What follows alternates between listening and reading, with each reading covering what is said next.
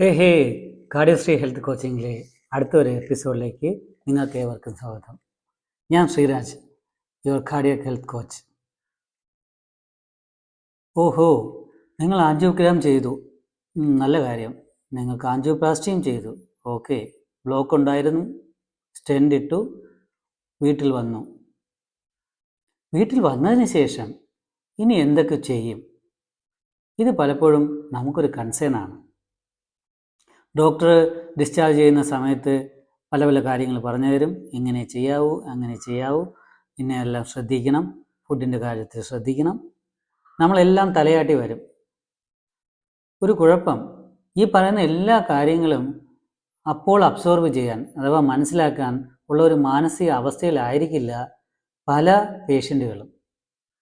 കാരണം അവർ already mentally disturbed ആണ്. നമുക്കറിയാം, നമ്മളൊരു ഹോസ്പിറ്റലിൽ പോയി ഒരു ഓപ്പറേഷൻ ചെയ്തെന്ന് കഴിഞ്ഞാൽ നമ്മുടെ മനസ്സിൽ ഓട്ടോമാറ്റിക്കലി ഒരു നെഗറ്റിവിറ്റി കടന്നുകൂടും. അത് സ്വാഭാവികമാണ്. നമുക്ക് ആർക്കായാലും, മനുഷ്യനായ ആരായാലും, എത്ര മനഃശക്തി എന്ന് പറഞ്ഞാലും ഒരു ഹോസ്പിറ്റലിൽ നിന്ന് പുറത്ത് വരുന്നത് വരെ ആ വ്യക്തി കടന്നു പോകുന്ന കുറേ ചിന്താ വിശേഷങ്ങളുണ്ട്.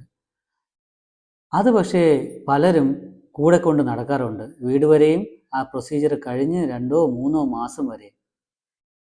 അത് അവരുടെ തെറ്റല്ല. അവർക്ക് പ്രോപ്പറായ ഒരു സപ്പോർട്ട് കിട്ടേണ്ടത് അത്യാവശ്യമാണ്.